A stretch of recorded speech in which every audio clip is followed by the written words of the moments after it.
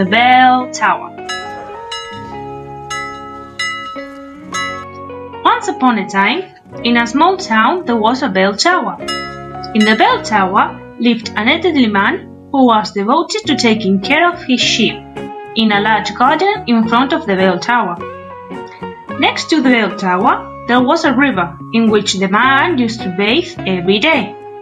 He lived quietly until one day the town hall decided to put up train tracks so that several trains could pass every day. The man kept listening to the noise of the train and the tremors on the ground, so he decided to go to the town hall to complain. But it was useless. So he decided to block the train tracks with locks to force the train to stop. Finally, the town hall was forced to remove the train tracks and place them in another place, so as not to disturb the elderly man.